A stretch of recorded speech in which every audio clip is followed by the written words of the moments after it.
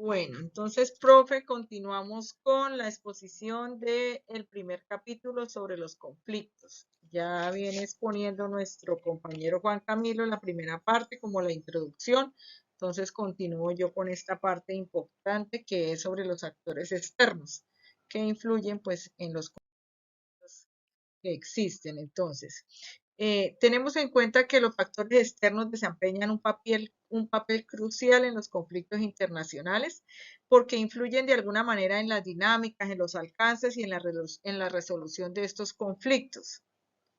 Estos actores, según el texto, según el autor, nos dice que estos actores pueden ser estados, pueden ser organizaciones internacionales, pueden ser también grupos insurgentes, empresas multinacionales y que tenemos estatales y no estatales que de alguna manera intervienen en los conflictos entre los estados o entre los gobiernos.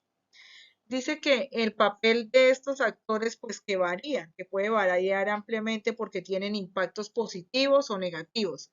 Positivos cuando de verdad el interés es ayudar como a solucionar el conflicto y negativos porque hay veces pues los mueven son los otros intereses, intereses económicos, otros tipos de intereses de poder y lo que les interesa es que el conflicto continúe y no ayudarlo a solucionar. Entonces, de esta manera, pues por eso decimos que tienen efectos positivos y negativos estos actores externos que de alguna manera influyen en las soluciones de conflictos internacionales. Entonces, vamos a iniciar hablando de cuáles son estos actores y tenemos varios tipos de actores. Tenemos actores funcionales. ¿Cuáles son estos actores funcionales? Hay dos tipos de actores funcionales, que son las organizaciones internacionales gubernamentales o las no gubernamentales. De esta manera vemos que tenemos un ejemplo, he querido citar un ejemplo de cada una de las dos. Entre las gubernamentales encontramos, por ejemplo, la ONU, la Organización de las Naciones Unidas. ¿Por qué citamos la ONU? Pues porque es un ente muy, muy importante siempre en la solución de estos conflictos. Siempre la ONU estará presente para ayudar, para servir de mediador y ayudar a buscar una solución a los conflictos que se presentan entre los estados. La ONU nace finalizando la Segunda Guerra Mundial aproximadamente en 1945 y se convierte como en un actor global porque interviene pues en todo tipo de conflictos que tienen las naciones en el mundo para ayudar a solucionarlos. De verdad uno creería pues que como su nombre lo indica, como Organización Nacional de las Naciones Unidas, pues debe ser imparcial, ¿no? Y su objetivo único debe ser de verdad ayudar a solucionar los conflictos que se presentan entre los estados. Por otra parte, tenemos los no gubernamentales, que son como organizaciones de individuos privados o de otro tipo de entes, como son la Organización Mundial de la Salud, también tenemos la UNICEF, el Banco Mundial, no, perdón, profe, retomo porque me equivoqué. Los gubernamentales, aparte de la ONU, son los que acabo de mencionar, ejemplo como la Organización Mundial de la Salud, la UNICEF o el Banco Mundial.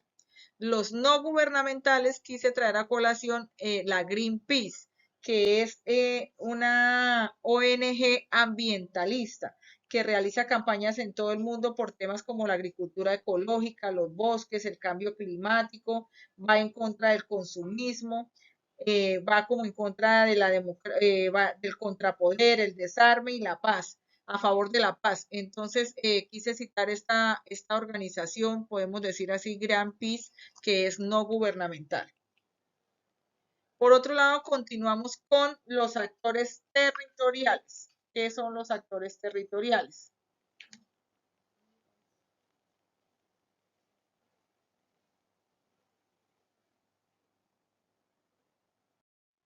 Bueno, entonces continuando con los actores territoriales, tenemos como el más importante, pues el Estado, que es un actor territorial que tiene su autonomía, tiene sus leyes, tiene su propia constitución, es autónomo en tomar sus decisiones, en cómo participa en estos conflictos.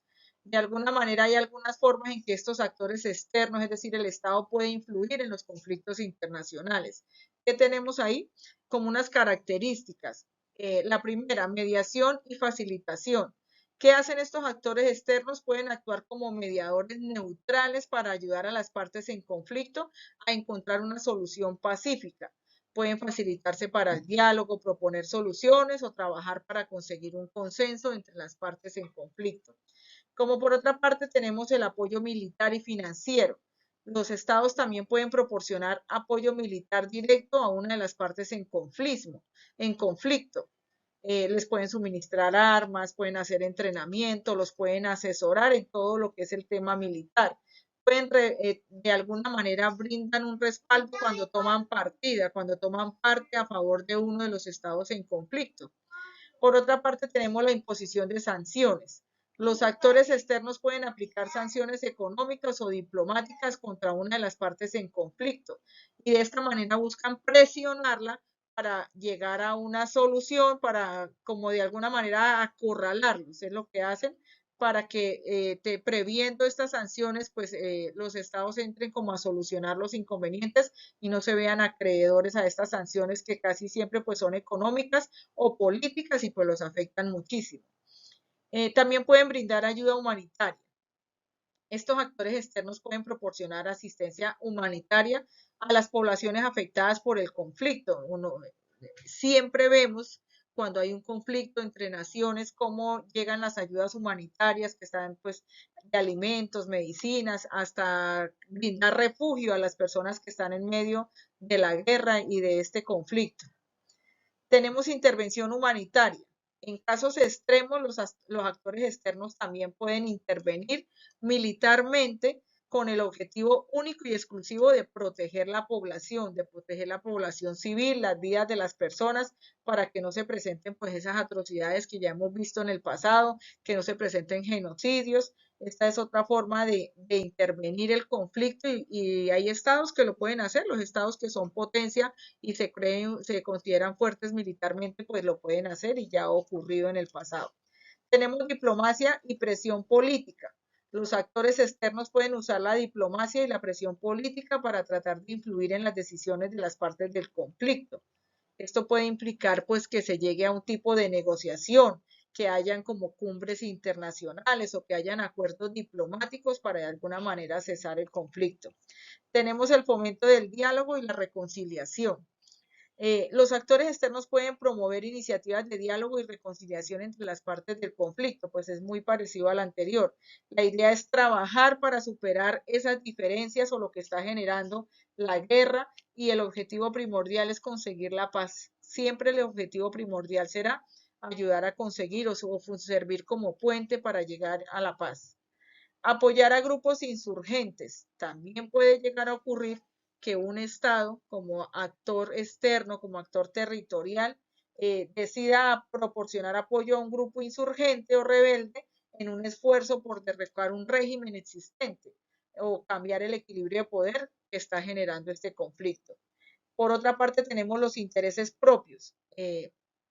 Ya todos sabemos cómo funcionan las potencias en el mundo, entonces son actores externos que siempre o muy a menudo tienen sus propios intereses en el juego de conflictos internacionales, es decir, los mueve un interés sea económico, sea de poder, sea un interés ambiental, pero acceso a recursos naturales, una influencia política para tener de alguna manera como poder y dominio en la región. Entonces, eso también los mueve mucho a ser a intervenir en el conflicto. Y por último, tenemos la desestabilización. En algunos casos, los actores externos pueden involucrarse en un conflicto con el objetivo de desestabilizar una región, de desestabilizar o debilitar de alguna manera otras potencias regionales o globales para así beneficiarse, para aprovecharse de esto y obtener un beneficio económico, casi siempre es económico o de poder. Entonces, en esta parte de este capítulo podemos ver que, en resumen, el papel de los actores externos en un conflicto internacional puede ser muy complejo y variado, ya que sus acciones pueden tener consecuencias significativas para la dinámica y para el resultado finalmente del conflicto, para que se resuelva a favor de uno o del otro o para sacar beneficios propios, como ya lo hemos hecho mención.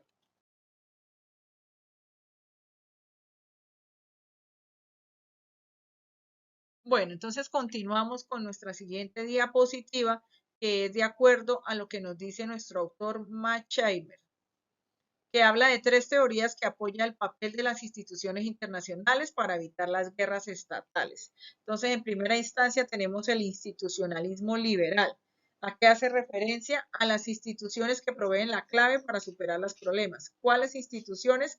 Como ya hemos hecho mención anteriormente, tenemos las gubernamentales y las no gubernamentales, de las cuales ya hablamos claramente cuáles son unas y cuáles son las otras y de qué manera influyen en el conflicto. La otra teoría es la seguridad colectiva, es decir, prevenir la guerra. Lo que se debe hacer a toda costa, tratar de prevenir la guerra, porque ya todos sabemos pues lo que ocurre cuando ya dos estados o dos regiones inician una guerra, todas las causas negativas, las consecuencias negativas que pueden traer para el mundo entero. Entonces, habla de una seguridad colectiva para tratar de prevenir a toda costa la guerra.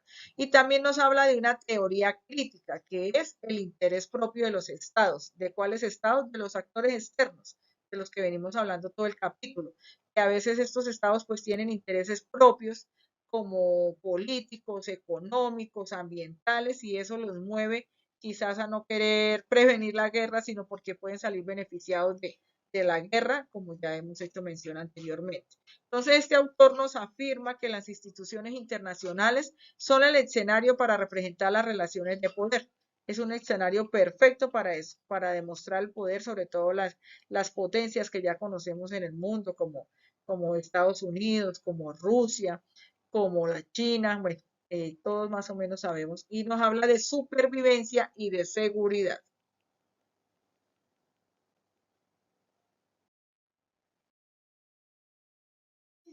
Por último, tenemos nuestras conclusiones y perspectivas.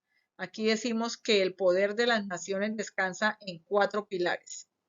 Primero, la fuerza militar y la voluntad para usarla. El Estado es autónomo sobre su fuerza militar y es quien decide cuándo la usa y cuándo no, para entrar a participar o a influir en un conflicto. La capacidad económica suficiente que le permita proporcionar ayuda e inversiones a otros países. Igualmente, el Estado cuando se siente con capacidad económica, pues ve de qué manera interviene en un conflicto, de qué manera aporta o apoya a otro Estado que se encuentra en conflicto. El liderazgo ideológico que sirva como modelo a otras naciones, pues yo creo que eso es más que diciente, porque qué país no quiere tener como modelo a los que hoy son potencia en el mundo. Yo creo que todos los países quieren tener como modelo y son modelos a seguir para los demás países. Una sociedad y un sistema de gobierno cohesionados. Esto significa que uno como sociedad, pues de alguna manera acata las decisiones que toma el gobierno, o sea, está dispuesto a aceptar las decisiones que toma su gobierno para influir en estos conflictos. Conclusiones. Todo Estado puede y debe afirmar su propia seguridad. La humanidad está condenada a asistir. Estados compitiendo por la supervivencia y el poder. Yo creo que esto pues es como en sí el resumen de toda la exposición que he tenido que hacer, profe, con respecto a este capítulo, y es eso, es la autonomía que tienen los estados, es las decisiones, ellos son autónomos para tomar sus propias decisiones en cuanto a la participación en un conflicto, lo que venimos desarrollando durante todo el capítulo, lo mismo que nosotros como sociedad o la sociedad de cada estado dice que está condenada a asistir, es como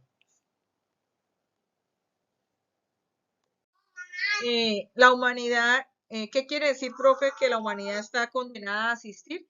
Pues que de alguna manera en ningún momento estamos exentos de que haya un conflicto internacional. Entonces, sin que estemos preparados, pues en algún momento puede surgir un nuevo conflicto, una nueva guerra, y pues no estamos condenados a vivirla porque no tenemos ninguna otra opción. Estamos estados compitiendo por la supervivencia y el poder, pues eso es lo que hacen los estados día a día, competir por supervivencia y por el poder. Las potencias, las grandes potencias por el poder y los de abajo nosotros compitiendo por supervivir. Entonces eso es como la ley. Tenemos el ciclo de poderes hegemónicos, es lo que nos viene hablando de la autoridad y la autonomía que tienen los estados para desarrollarse prácticamente. El equilibrio de poder y guerra de transición, pues es lo que siempre se está buscando, es un equilibrio de poder, que es lo que buscan estos actores externos, gubernamentales y no gubernamentales, es buscar un equilibrio de poder entre las naciones para así evitar los conflictos y las guerras. Y esta guerra y la guerra de transición, pues es los periodos que siempre hay posguerra. Después de una guerra siempre habrá un periodo de transición. El equilibrio natural, Estado soberano y libre. Eso significa que es eso. Todos los estados somos soberanos y libres, todos los estados somos autónomos de tomar nuestras propias decisiones, todos los estados tenemos nuestra constitución que vela pues por los derechos humanos, las leyes, y qué se trata de hacer, de que se cumplan. Por eso habla de soberanía y de libertad. Yo creo que con estas conclusiones doy por terminada, profe, mi intervención, la parte que me correspondió de este capítulo. Doy continuidad a mi compañero Arbey Ramos.